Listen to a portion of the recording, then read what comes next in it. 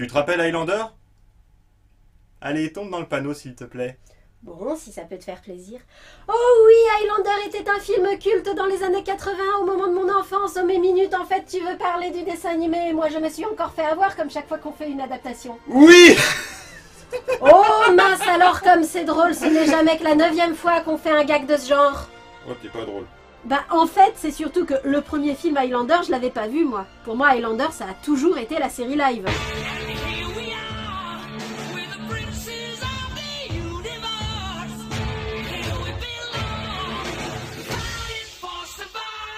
Et la série animée. De toutes les œuvres de la franchise Highlander jusqu'en 2006, le dessin animé et le jeu sur Atari Jaguar qui en est adapté sont les seuls à ne clairement pas être des suites ou des spin-offs. La série animée, contrairement à la série live et aux 4 films qui font suite au premier, est simplement une adaptation du concept de Highlander. Et ça mérite déjà d'être salué. La fin du premier film est une fin fermée. Pour résumer très rapidement, le concept de Highlander, c'est qu'il naît dans le monde des gens qui, quand on les tue, au lieu de mourir, deviennent immortels. Une fois devenus immortels, ces individus ne peuvent mourir que décapités. En revanche, pour des raisons volontairement laissées dans l'ombre, ils doivent tous s'affronter en duel à mort, la force et la connaissance du vaincu étant transmises au vainqueur jusqu'à ce qu'il n'en reste qu'un. Le dernier immortel debout reçoit une récompense dont les immortels eux-mêmes ignorent la nature jusqu'à ce que Connor MacLeod, l'immortel héros du premier film, tue le seul autre immortel encore vivant et remporte le prix. Après avoir entendu ce résumé, les gens se rangent en 2 catégories.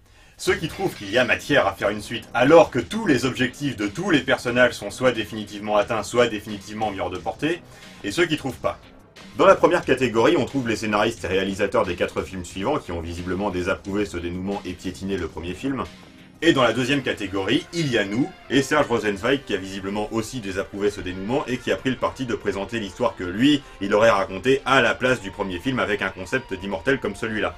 Et il nous a pondu la série animée Highlander. Pourquoi ça continue à s'appeler Highlander? Eh ben parce que malgré tout, faire une histoire avec des immortels qui pensent devoir s'affronter en duel à mort à l'épée pour se transmettre force et connaissances et ne pas appeler cette histoire Highlander, ça aurait été qualifié de plagiat. À raison. Mais les créateurs de la série animée ne s'arrêtent pas là. Pour multiplier les attaches au film de base, ils font de Ramirez, le mentor de Connor MacLeod, un personnage principal. Ils font intervenir Connor MacLeod en caméo en tant qu'immortel standard, et le héros, Il s'appelle Quentin MacLeod. C'est le Highlander. Autre chose. Quoi qu'en disent certains mécréants, le concept d'humains qui ont vécu toutes les époques de l'humanité et qui peuvent mettre cette connaissance à contribution, ça se prête tout à fait à être transposé dans un contexte post-apocalyptique. Et c'est le parti pris du dessin animé, dont l'intrigue a lieu longtemps après que l'homme a vécu l'immense cataclysme qui a anéanti la majeure partie de la population, et avec elle les scientifiques et autres gardiens du savoir de l'humanité qui n'étaient pas immortels. Combien de temps s'est écoulé depuis? Laissons Ramirez nous le dire. 7 siècles. 7 siècles que la Terre est plongée dans l'ignorance. 7 siècles que les immortels ont juré de rendre aux hommes la connaissance et la liberté. Tous ont fait ce serment, tous, sauf un. Voilà, c'est ça qui me pousse à penser que les créateurs de la série animée désapprouvaient le dénouement du premier film. La fin du premier film légitime en quelque sorte le fait que les immortels s'entretuent. Le prix à gagner vaut effectivement le coup, et une fois obtenu par Connor, le bien fondé de l'attitude des immortels consistant à traquer et tuer leurs rivaux n'est absolument pas remis en question. Dans le dessin animé, c'est tout le contraire.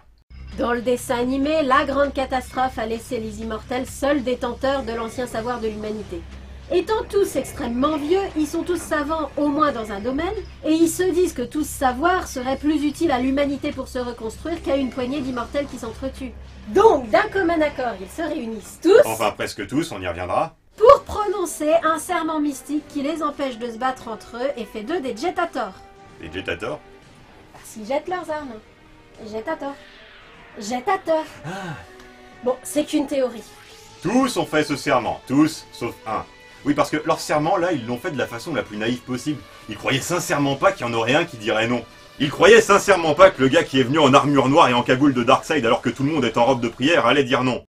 Et pourtant... Je refuse de prêter ce serment ridicule. Cortan, notre méchant, visiblement inspiré du Kurgan du premier film, veut en rester au vieux credo des immortels qu'à la fin il ne peut en rester qu'un. Devenu le seul immortel capable de se battre, il jure 1. De tuer tous les autres immortels pour être le dernier. 2. En cœur, Tenter de conquérir le monde. ça, il y réussit. Attends, tu dis qu'il est le seul immortel capable de se battre, les autres peuvent pas renoncer à leur serment? C'est jamais clairement dit, mais apparemment ils peuvent, c'est juste que s'ils le font, ils sont condamnés par magie à perdre leur combat. Et en plus, s'ils le font, Ramirez, gardien du serment, est contractuellement obligé de prendre les armes pour les tuer. Mais ça ne vaut que pour les Jetators, et Cortan n'en est pas un. Et un type normal pourrait pas décapiter Cortan? Théoriquement si, mais dans la pratique déjà, pas sûr qu'un mortel survive à l'éclair d'énergie qui surgit quand un immortel se fait décapiter, et ensuite, seul quelqu'un qui a eu des siècles d'entraînement et la force de plusieurs immortels réunis peut vaincre un immortel comme Cortan qui remplit lui-même ses critères. Alors le monde est perdu. Non! Un des Jetators prédit à Cortan, soit parce que c'est logique, soit parce que celui-là est habilité pour les prophéties, qu'un jour, dans 10 ans ou dans 10 siècles, naîtra un immortel, que celui-ci ne sera pas lié par le serment, et qu'alors tous les autres l'entraîneront pour qu'il puisse tuer Cortan. Et Connor MacLeod, qui vient aimablement de se laisser tuer pour prouver que les Jetators ne peuvent plus gagner un combat quand ils rompent leur serment, ajoute que ce sera un MacLeod. Ça par contre va savoir comment il le sait. Peu importe. Cortan est tellement troublé par ces paroles qu'il en oublie de tuer les Jetators comme il en avait l'intention, ce qui leur laisse le temps de s'enfuir. C'est vraiment ce qui se passe? Non. Enfin, on voit pas la suite de cette scène, mais la mise en scène donne cette impression. En tout cas, Cortan crève de trouille, clairement. Oui, tu meurs de peur, Cortan. Il n'est pas le capitaine Crochet de Peter Pan et les pirates qui fait face à l'adversité avec une assurance inébranlable. Il n'est pas Kane qui, lorsque Mobius lui prédit sa mort, répond « Mais je suis déjà mort. Tout comme toi. » Non, Cortan, il a des doutes. Ça se voit à la mine qu'il fait dans cette scène. Il envisage tout à fait l'idée d'être battu par un autre immortel. Et ce, pendant toute la série. C'est pourquoi il voudra toujours en finir au plus vite avec Quentin MacLeod dès lors que celui-ci deviendra un immortel. C'est d'ailleurs flagrant dans le premier épisode. On va pas tout résumer, mais Quentin, du camp des Dundies, découvre son appartenance au clan des MacLeod et son immortalité lorsque lui et sa mère sont tués par Arak, capitaine des Hunters, qui sont les soldats de Cortan, et qui faisait justement un raid dans les Highlands. Bref, les immortels étant capables de sentir la présence d'autres immortels, la renaissance de Quentin MacLeod est perçue par Ramirez, qui en avait marre d'attendre la venue du héros de la prophétie qu'il est censé guider, et par Cortan qui, comme on le disait, ne prend pas la chose à la légère puisqu'il dit Alors, qui est-il ce héros prophétique tant attendu? Vaut-il tout le cinéma qu'on fait autour de lui? Bon, il le vaut, mais attention, c'est avant tout un héros générique de base. Il a de l'empathie, du sens moral, il est habile et sportif, il sait se servir de sa tête, même si ça lui arrive parfois d'oublier de le faire, mais en général, ce genre d'oubli est justifié par les circonstances et par le fait que c'est malgré tout un ado à qui on met la pression. Ce qui le rend intéressant, comme on l'a dit dans le top 10, c'est qu'il n'est pas, comme on pourrait s'y attendre, un monsieur tout-le-monde à qui on va enseigner comment être un super-héros. Non, la scène de sa mort lui donne l'occasion de nous prouver qu'il sait se mettre en danger pour sauver les autres, qu'il n'est pas novice pour ce qui est de se battre et qu'il sait agir quand il faut. Bref, on s'inquiète pas trop pour l'avenir du monde. Il y a deux autres trucs qui permettent d'accrocher à ce héros. Déjà, le fait que ce soit un ado, justement, à qui on met une pression monstre. À partir de là, on peut le faire se tromper sans que ce soit déshonorant pour lui, on peut mettre du conflit entre lui et les autres personnages sans le faire passer pour un connard, et surtout, on peut faire une série de 26 épisodes. Le héros doit affronter le grand méchant, et on sait qu'il a le potentiel pour le faire, mais on constate bel et bien qu'il a besoin d'une formation avant de pouvoir le faire. Après, il ne fallait pas que le caractère ado rebelle prenne le pas sur le capital sympathie du personnage, comme ça a pu arriver dans d'autres fictions. Et c'est là qu'intervient sa sœur, la petite Clyde. En restant un grand frère attentionné en toutes circonstances, Quentin montre à la fois qu'il est un personnage altruiste et affectueux même lorsqu'il se met en colère contre son mentor, mais aussi qu'il est un personnage responsable et mature, même quand il fonce tête baissée par exaspération de voir son apprentissage se prolonger indéfiniment. Bon, à partir de là, mettons les choses au point tout de suite. Ce n'est pas un feuilleton. C'est plutôt comme Papyrus. Comme dans Papyrus, il y a un épisode de début. Comme dans Papyrus, il y a une progression et des références à des épisodes précédents. Les épisodes sont pas tous dans l'ordre chronologique, ça c'est plutôt comme dans Aladdin. Tu l'as trouvé? Il est là, je le sais. Qu'est-ce que tu fais? Je suis occupé. À quoi faire? Je lis. C'est à cela que servent les livres. Tiens, justement, voici un. Un quoi? Mais comme dans Papyrus, il n'y a pas de fin. C'est à la fois mieux et pire que Papyrus de ce point de vue-là. On a déjà évoqué le fait que dans Papyrus, il y avait une fausse fin à la fin de la saison 1. Highlander a le bon goût de ne pas nous faire ce coup bas, mais au moins dans Papyrus, du coup, ça nous montrait à quoi la fin ressemblerait. Bon, la fin de Highlander est pas difficile à imaginer. Quentin va tuer Cortan et l'affaire est réglée. C'est justement ça le problème, on est dans ce genre de série scénaristiquement, mais on n'est pas dans ce genre de série en termes d'état d'esprit. Tu veux dire parce qu'on est dans une série pour enfants? En partie. Quentin n'est pas un héros non violent, il a grandi dans une tribu des Highlands qui a trouvé le moyen de transmettre l'art de la guerre aux jeunes générations malgré l'interdiction par Cortane de transmettre ce type de savoir. Clyde, qui l'accompagne partout pour que les plus jeunes spectateurs puissent s'identifier, n'est pas tellement bisounours non plus. C'est quand même elle qui empêche Quentin de devenir trop violent quand il manque de basculer du côté obscur. Mais lorsque dans un épisode tardif de la série, Quentin affronte Cortane par hologramme interposé et lui porte un coup fatal, c'est Clyde qui en fait la remarque. Tu as peur de Quentin, hein? Tu as raison, il vient juste de te tuer. Par ailleurs, Cortane lui-même est un méchant très méchant au-delà de toute rédemption. Il a de la considération pour sa cité Mogonda, mais il est clairement méchant par conviction et pas par défaut. Il est comme les grands méchants de Digimon Adventure, et le seul moyen de le vaincre est donc... La mort par décapitation. Bah alors, quel est le problème avec la fin que je proposais? Le problème, c'est qu'on n'est clairement pas dans une série où les gentils tuent les méchants. Les méchants s'entretuent ou meurent accidentellement, mais ni l'un ni l'autre ne peut raisonnablement arriver à Cortane, ou alors j'aurais été curieux de voir comment. C'est une série qui présuppose le bien fondé de la décision des Jetators de renoncer à la violence, et en plus de ça, la mise en scène autour des décapitations quand elles ont lieu restreint les possibilités. Ben, la mise en scène autour des décapitations, c'est surtout qu'on les voit pas. Le coup de grâce est porté hors cadre, et si on n'a pas vu le film, on ne saurait absolument pas que la décapitation est le seul moyen qu'un immortel soit tué. En fait, si, c'est sous-entendu à plusieurs reprises. Lorsqu'un immortel craint pour sa vie dans cette série, sa première façon de le manifester est de porter les mains à la gorge, et dans un épisode assez tardif, Ramirez fait carrément la remarque suivante. Oh, mais alors je suppose qu'elles sont capables de décapiter un immortel. Mon propos est que, en fait, vu que les décapitations ont lieu hors cadre, elles ne peuvent être mises en scène qu'en tant que coup de grâce, et ça implique que Quentin tue Cortane une fois celui-ci à terre et désarmé. J'aurais vraiment voulu voir comment les scénaristes comptaient mettre en scène une telle fin, compte tenu du style et du public cible de la série. Ça n'aurait pas été impossible pour autant. Il arrive dans cette série qu'on voit des blessures, des cadavres, des morts horribles, sans compter que l'immortalité des immortels est régulièrement mise à l'épreuve. Et tant mieux parce qu'apparemment les autres personnages ne croient pas à l'immortalité des immortels. Il est mort. Souvent ce sont des remarques ou des angoisses qui énervent les spectateurs qui savent parfaitement que ces remarques et ces angoisses sont infondées. C'est pas la peine de hurler comme un pourceau qu'on égorge. Tu es un immortel, MacLeod. Et en plus, ça le fait rire, ce n'est pas drôle. Et Vlatipak, dans un épisode qui survient après tous ces moments de frustration, Arak, le bras droit de Cortane, poursuit un Jetator qui, pour lui échapper, se laisse tomber du haut d'une falaise. Arak revient faire son rapport à Cortane et... Elle s'est jetée dans le ravin. Personne ne réchappe à une chute pareille. J'espère avoir mal compris. Répète-moi un peu ça, Arak. Oh, elle est sûrement morte, Seigneur Cortane. Tu n'es qu'un misérable imbécile. Et on compatit à la douleur de Cortane. C'est un des meilleurs moments de la série. Toute pas à suivre qu'elle soit, la série a quand même une vraie richesse. De la même façon que chaque épisode de Code Lyoko enrichit un peu la mythologie de la série, chaque épisode de Highlander donne l'impression d'être important pour comprendre l'univers de la série. Et ce n'est pas pour rien. Si la trame de base est résumée dans le premier épisode, chaque information essentielle sur le scénario est révélée au détour d'un épisode. Tout ce qu'on va vous dire à partir de maintenant est révélé au détour d'un épisode. Les épisodes, en fait, il y en a plusieurs types. Il y a les épisodes de Jetator et les autres. Dans les épisodes de Jetator, Quentin rencontre un Jetator et la plupart du temps obtient ses connaissances à la fin de l'épisode, après l'avoir aidé, ou remis dans le droit chemin, ou tout simplement après avoir fait ses preuves auprès de lui. Attends, tu m'as dit que le transfert de connaissances se faisait par décapitation d'un immortel par un autre. Ça veut dire que Quentin décapite tous les Jetators ? Non! Les Jetators et eux seuls peuvent choisir de renoncer à leur immortalité et de transmettre leurs connaissances à un autre immortel, pas forcément un Jetator, simplement en faisant... ça. Et maintenant, que la connaissance soit avec toi.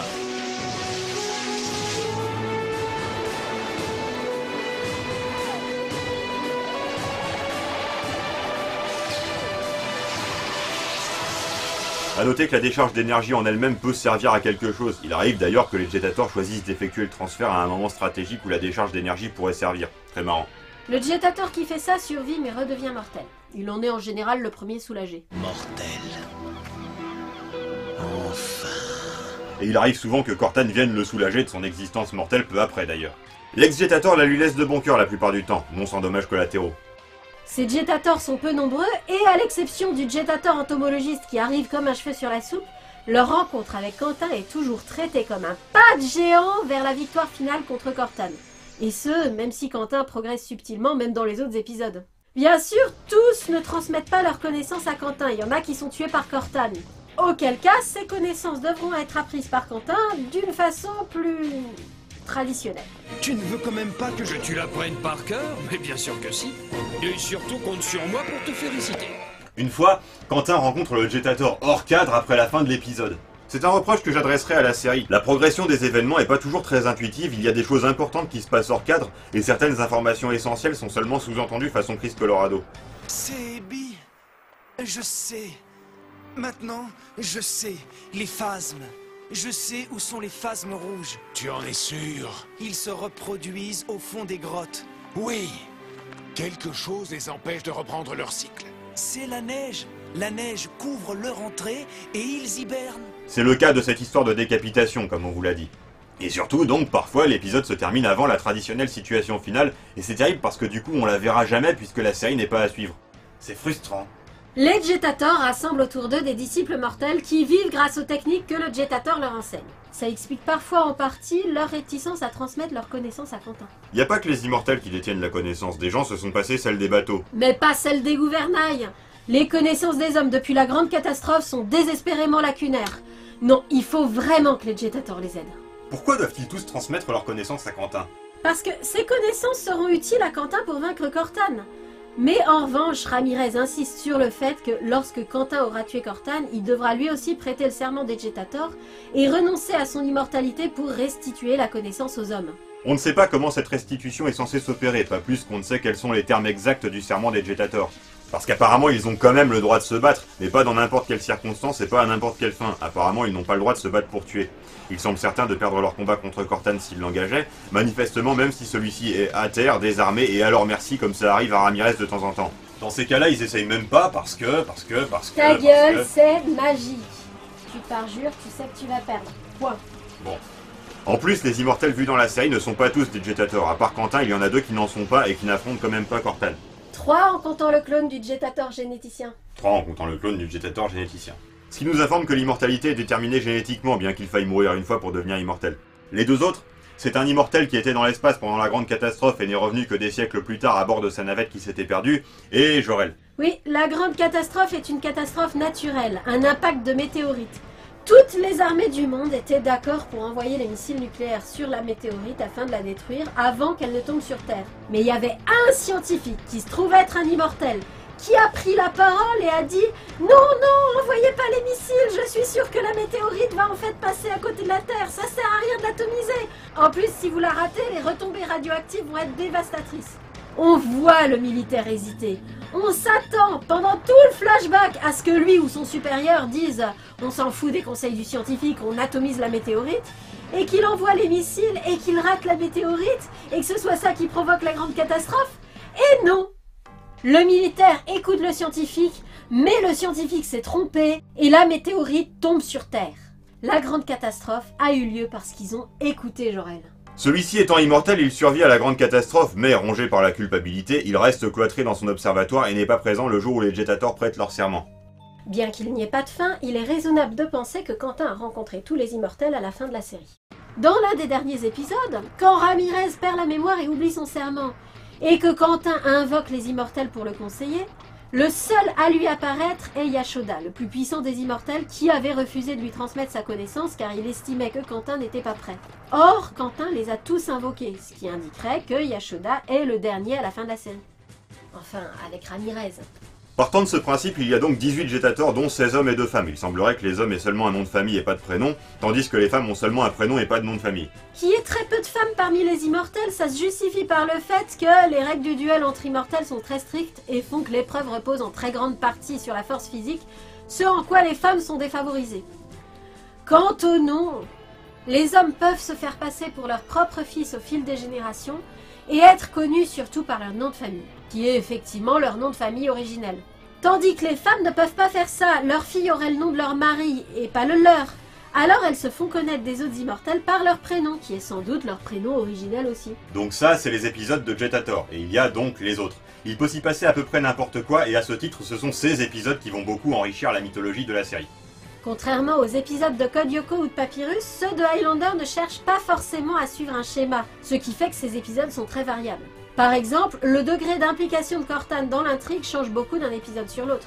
C'est typiquement le genre de truc qui me frustrait quand j'étais petit. Quand je regardais un épisode d'une série, j'avais besoin de récurrence et surtout je voulais être sûr de voir le méchant. Là c'est comme dans Digimon, on sait jamais si l'épisode qu'on va voir sera d'une importance capitale ou complètement anecdotique. Avec le recul, je reconnais que c'est plutôt une qualité, mais ceci combiné avec le fait que la série ne soit pas feuilletonnante, ça n'aurait sans doute pas satisfait l'enfant que j'étais. D'un autre côté, adapter Highlander en série animée, ça trahit une ambition un peu plus haute que celle de seulement faire un divertissement basique pour enfants. Ah, c'est sûr que c'est quand même clairement un divertissement pour enfants, les doubleurs jouent de façon série pour enfants et la violence est souvent implicite. Mais le concept de la série est dur, il implique la mort fréquente de personnages dans la série. De fait, c'est ce qui se produit, et la série se permet même de temps en temps quelques morts gratuites. La richesse de la série, que ce soit du point de vue des structures d'épisodes ou de celui de l'univers, est à la fois sa grande qualité et son principal défaut. Les bizarreries visuelles inexpliquées sont suffisamment bien présentées pour toucher l'imaginaire de n'importe quel spectateur, que ce soit les nouvelles races d'hommes dans la série, les animaux bizarres parmi lesquels des Mon Petit Poney, les fourmis géantes qui sont récurrentes, les micro-sociétés qui se sont formées après la fin du monde, ou tout simplement le fait que même si tout est détruit, la peinture sur les routes n'est toujours pas partie. Tout ça est très bien, mais le management de l'équipe scénaristique n'était tout simplement pas au niveau.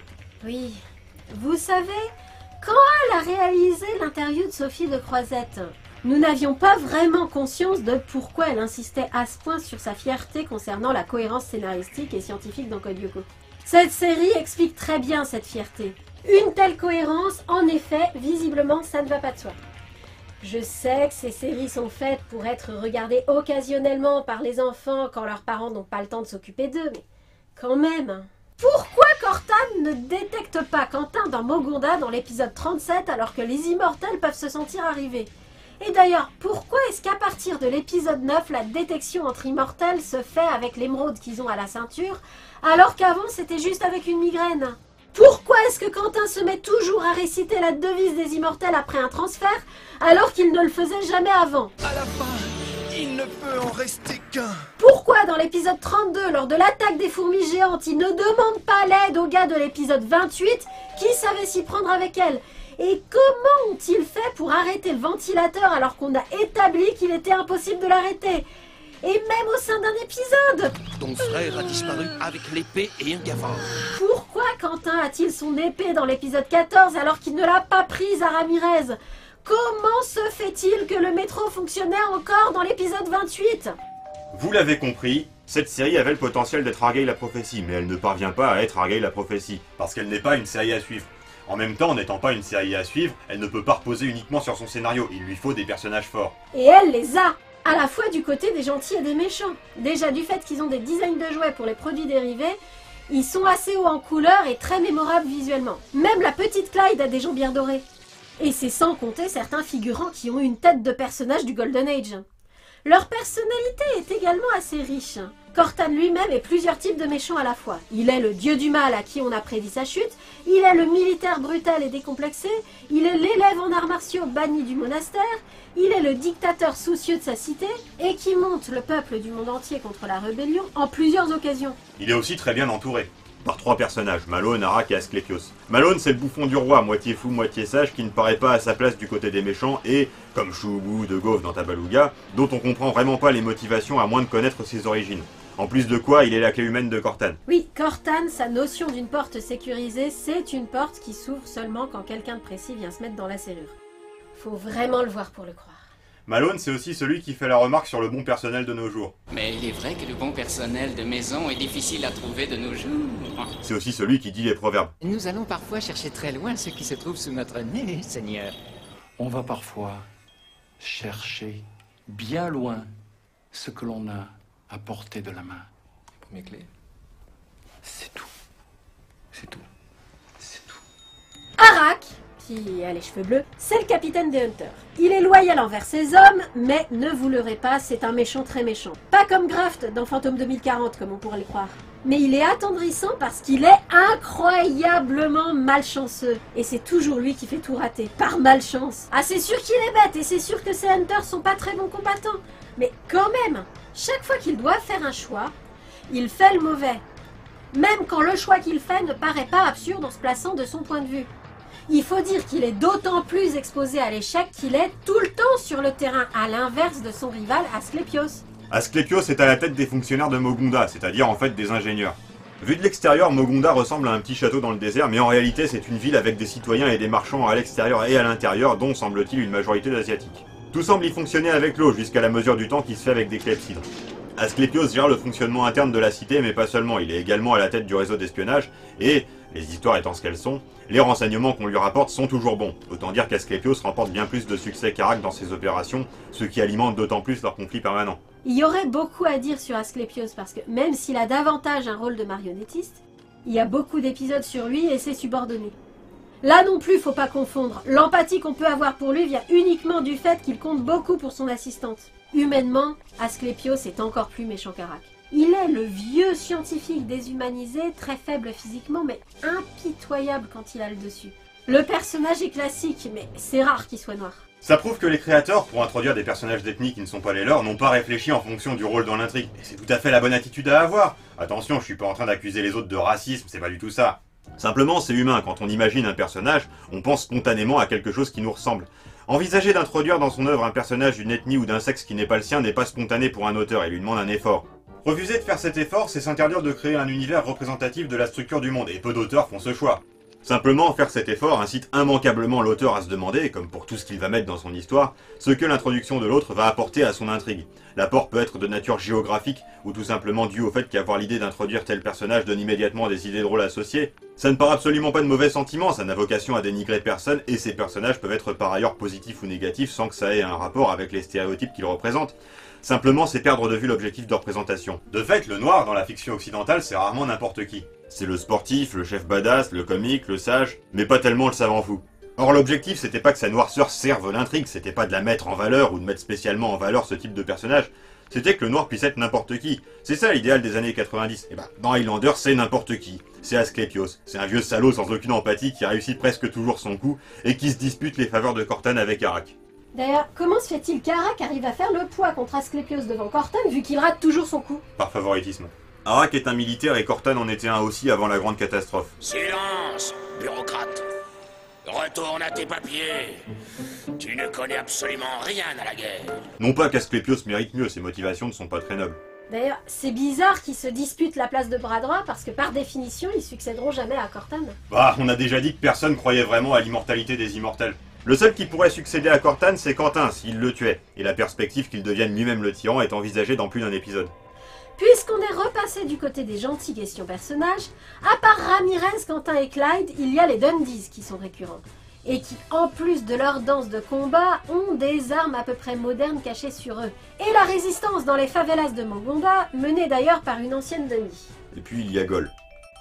Non, on pourrait croire, mais non, pour 3 raisons. Gol ne sert à rien de chez rien, encore moins que Quick Quick dans Malo Corrigan. En plus il est moche, pas mignon. C'est pas la petite bête mignonne énervante. Et enfin, ce n'est pas un animal de compagnie. C'est un Ewok. Il y a pas mal de références culturelles dans la série. Elles sont souvent discrètes, mais il se trouve qu'il y a un épisode Le Retour du Jedi où effectivement on découvre que Gol appartient à une espèce tout à fait capable de faire les mêmes choses que l'homme et qui vit dans une jungle au milieu de la banquise. Oui, une jungle au milieu de la banquise. Univers post-apocalyptique, pas de question. Cet épisode est à tel point inspiré du Retour du Jedi qu'il y a cette scène-là. Je vous donne 5 minutes pour déguerpir toi et tes hommes. Non, avant on savait pas que c'était une main artificielle qu'il avait. Au final, cette série dont l'esthétique fait un peu penser à celle de Chasseurs de Dragons est beaucoup plus comparable à Argyle ou Chris Colorado, le côté à suivre en moins. Même avec son générique et toute sa richesse, il est clair qu'Highlander ne fait pas le poids contre ces deux-là. Mais elle est quand même très bien. Elle ne mérite aucunement la haine qu'elle reçoit de la part des fans du premier film Highlander qu'elle ne prétend ni suivre ni remplacer. Au contraire, elle mérite qu'on s'en souvienne.